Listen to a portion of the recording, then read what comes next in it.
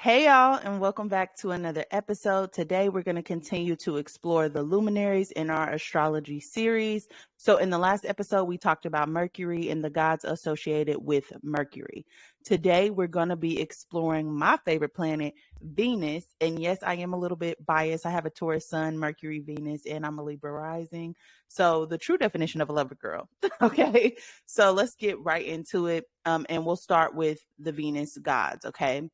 So this Venus energy is considered to be the goddess of love and the energy of pleasure. This energy actually tells you how to love. Okay. So let's start with the ancient Egyptians. So the Egyptians had several deities that represented these Venus qualities. Isis was one of them, which we talked about in the moon episode. Her name is Aset.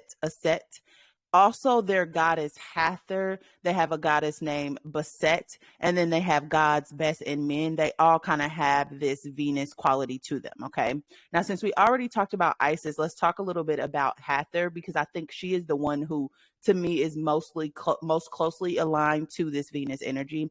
So Hathor is a sky deity who is seen as the mother of many male deities like Ra, Horus, and Atum. But I will say online, I did see that Horus is often called her husband. So her being his mother is kind of iffy, but there's conflicting stories on this. Okay. So I just want to put that out there. But she is the mother of a lot of male deities, Ra and Adam specifically. Horus is in there, but I don't know what they had going on. So she symbolizes music, dance, joy, sexuality, and maternal nurturing. She's often shown as a cow or as a goddess with cow horns and a sun disk kind of between those horns. And she's often associated with fertility, childbirth, and protection of women. She is also the goddess of beauty and the patron of cosmetic products. So the story is that wearing cosmetics for her was like a form of worship, which we knew the ancient Egyptians basically turned any practice into a worship. So she would often be gifted mirrors and makeup palettes.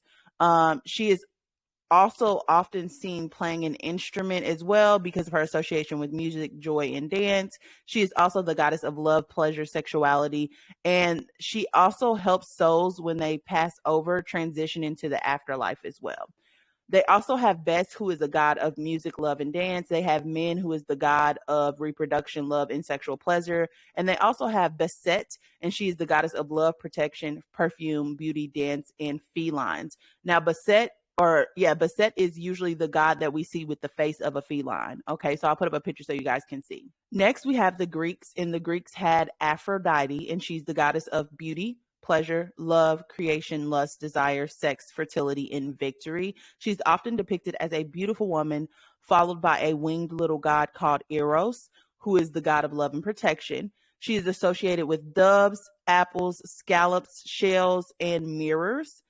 Aphrodite was derived from the Phoenician god Astarte, and she was the goddess of sex and war, who is derived from the Mesopotamian goddess Ishtar, who was based on the Sumerian goddess Inanna, who is the goddess of sex, love, beauty, wine, and war. Okay. Aphrodite is the first place that I see war come into this conversation when we're talking about this Venus energy, but it's often associated with love and war in anything that I've seen because everything basically follows this Greek pantheon. Okay.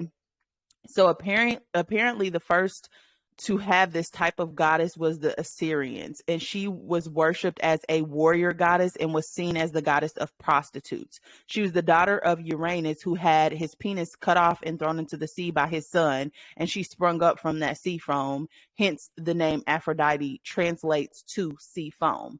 Okay, which is different from the Iliad story where she's the daughter of Zeus and Dion. Okay, so there's Aphrodite is actually a colonized version of other ancient goddesses, just to put it plain and simple.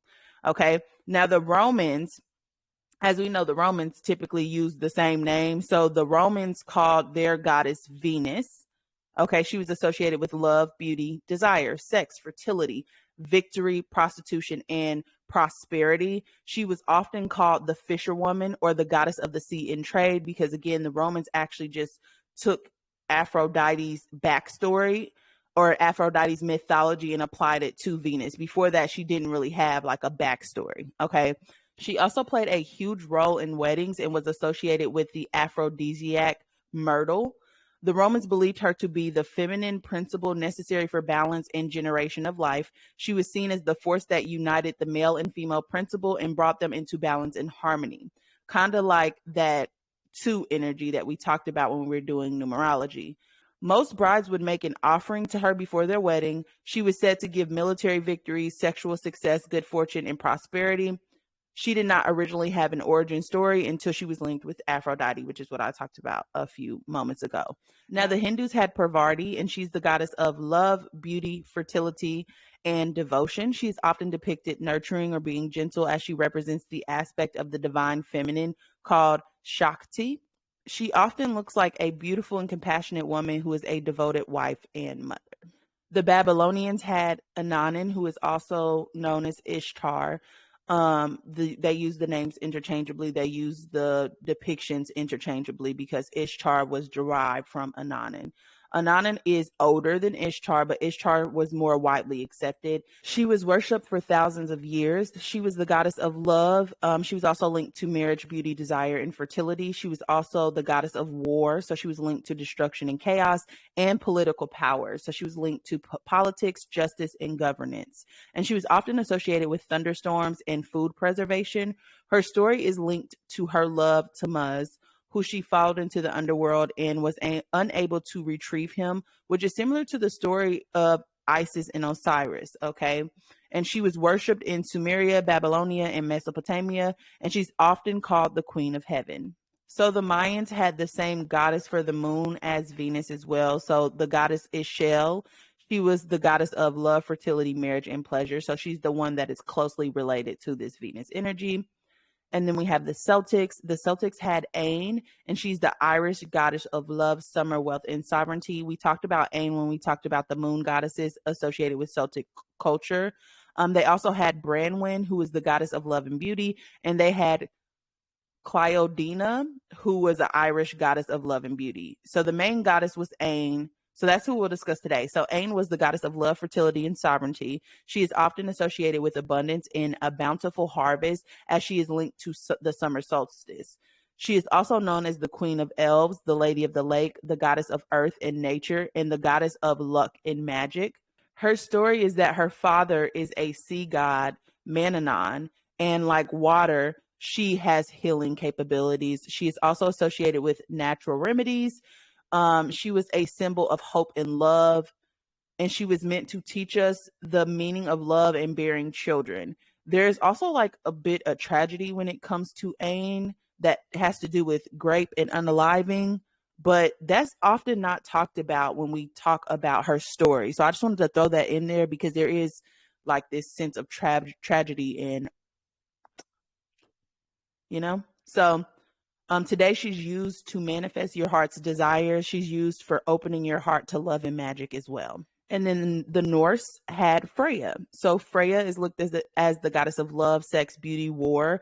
And then also this type of magic that has to do with telling and shaping the future. So she could kind of like shape fate and also death. She was a multifaceted deity. She's often shown as being beautiful and linked with fine jewelry and luxury materials. She is the goddess of romantic love and fulfillment, desire, and passion. She's often associated with sorcery, divination, and is linked with changing fate. Her chariot is usually pulled by two cats, and she is linked with wild boars as well.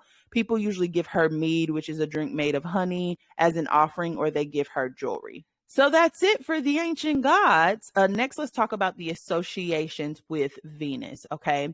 Now, Venus is actually associated with the number 6. The symbol looks like this, and it's associated with the day Friday. Friday is a really good day to do things that you love to do. So if you're a person who likes to get your nails and feet done, self-care. Self-care is what Friday is all about. It's about doing things that bring you pleasure. It's about seeing the beauty in life. It's about just taking a second and just, becoming one with the natural world around you. Okay. The colors associated with Venus are going to be green, which is my favorite color. The parts of the body are going to be your throats and your kidneys, but esoterically, you have to add in your cheeks and internal reproductive organs. A metal that is associated with Venus is going to be copper. Stones are going to be emerald, which is the birthstone of the Taurus. Herbs are going to be strawberry and raspberry. Plants are rose. And I will say, if you chart the path of Venus and how it moves going forward and backwards, because it does a bit of like retrograde motion of forward and backwards. If you actually chart the path of it and like plot it, it looks like a fucking rose. It's trippy as hell. I'll try to find a picture. The chakras, some say that it's the throat, others say it's the solar plexus, which we talked about in the last episode when I cleared up what modern astrology says versus esoteric astrology. The reason why I agree with the throat, and it could very much so be both, but the throat is ruled by Taurus, but it rules Taurus and Libra, so it could also play parts in the solar plexus. I don't know. The rulers are, or the planets that Venus rules are going to be Taurus and Libra. The houses that Venus rule are going to be the second house, which is ruled by Taurus, and it's about money, work, income, daily routines, values, material possessions, priorities, habits, your job, and work ethic. It's also about financial security, comfort, and pleasure. And then the seventh house, which is ruled by Libra, which is about relationships, because Taurus is the sign of the senses, meaning that Taurus are here to actually live through their senses, but learn to detach a little bit from this reality. Okay. So that's why Tauruses have really good taste when it comes to food, music, like in the beauties of this world. Okay. Libra is the sign of relationships. So it's really, really important for Libras to have balance in their relationships. Okay. And to bring people together. Okay. So the seventh house rules relationships, marriage, contracts, business partnerships, equity, sharing, interpersonal style, harmony, balance, and mutual understanding in romantic and business partnerships. Okay. Now Venus is exalted in Pisces and it falls in Virgo. The cycle is about 224 and a half days. And then the tarot card associated with Venus is going to be the Empress. And when you think about the Empress, she is associated with abundance. She's usually seen as like a woman who is carrying a baby, and there's flowers and everything around her, and she's sitting on a throne, and she has like some type of wand thing. Okay. The Empress is usually the card that's telling you to get in touch with the natural world. Abundance is like your birthright. So in the ancient world, Venus represents all that is graceful, all that is beautiful, charming, and tasteful. Venus rules Taurus, which is the sign of the senses, and Libra, which is the sign of relationships. So she rules over our physical senses like taste, so good food, smell, scents that smell good, perfume, cologne, flowers, sights, so views like mountain views, sunsets, stuff like that, sounds, which are going to be music, of course, and sensations, which are going to be feelings, okay?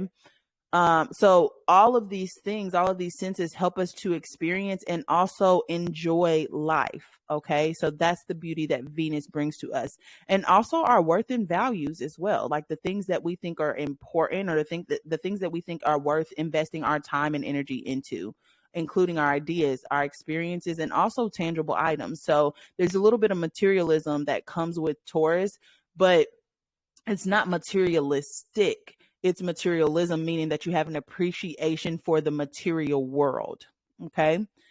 However, when you are not able to detach, right? And when because you have to think about something that's pleasurable is something that you're supposed to be experiencing temporarily. But what happens is that people get stuck in their survival instincts. They get stuck in their lower chakras and their lower egos, and they start being ruled by their five senses. And when they start being ruled by their five senses, they're operating out of what they want to do opposed to what they should be doing to make sure that their body has what it needs, to make sure that their pockets have what it needs. Okay. So there's a little bit of, when you are being ruled, or the shadow side of this energy, when you're being ruled by those five senses, you can become materialistic. Okay.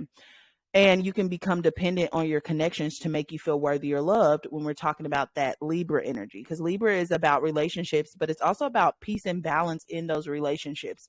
But when this energy gets out of alignment, you become a little dependent on people to make you feel loved. You become dependent on people to make you feel worthy, and you start to seek this external validation. But Venus energy also has a lot to do with self-love.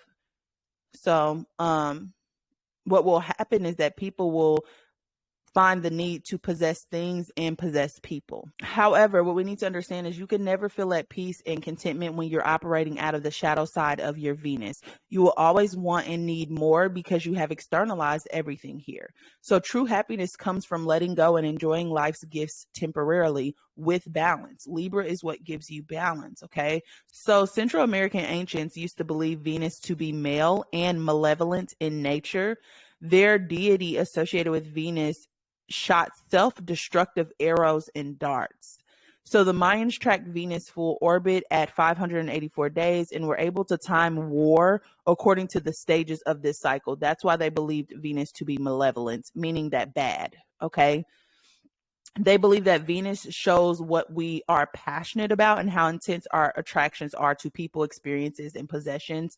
They thought Venus to rule the third of 7 ages, which is the ages between 15 and 22, and govern how and when we fall in love. Venus is the planet that artists come from, along with gardeners and successful business owners. This planet teaches us to love deeply and to lead with our hearts in our search for satisfaction, meaning going towards the things that you like and away from the things that you don't like, okay? Anything that does not bring you joy, bliss, excitement, you need to be setting boundaries there and moving away from it. But also that loving deeply comes with heartbreak. It comes with disappointment. It comes with pain. So it's important to remember to let go of anything that is no longer serving you, moving beyond your attachments, because the best love, again, is self-love. And love and beauty is best experienced with a sense of detachment. We have to learn to accept defeat and loss and welcome in change. And don't let someone else change the way that you love, okay? You have to remain loving throughout life because it's what keeps you in your light, okay? So that's what this Venus energy is about. If someone can accept your love, it does not mean that there's something wrong with you. It means that you're investing your time in the wrong places and in the wrong people, okay? And that's what Venus is meant to teach us. Okay, esoterically, Venus, again, represents love, beauty, and pleasure. But Venus is associated with the goddess of love and sex. Venus rules over aesthetic standards, which is like basically how you appear, like what your aesthetic is, what your vibe is. It also represents harmony, love, and relationships. There was a lot of focus on Venus in the ancient world because it is visible from Earth, often called the morning and the evening star. Buddhist and Hindu astrologers refer to Venus as Shukra, which translates to lucid, clear, and bright, and is known to be the brightest planet in the sky. Venus was so important that the Mayans charted the full orbit cycle in something called the Dresden Codex. Esoterics believe that Venus has a lot to do with desire and rules, what an individual's desires are, which makes sense because, again, Taurus is the sign of the senses, okay? And when you start to experience something good, you start to have desires around whatever it is you're experiencing. So say, for instance, you taste the aphrodisiac. Now, all of a sudden, you have a desire for that aphrodisiac because now you have experienced it and had a good experience, okay?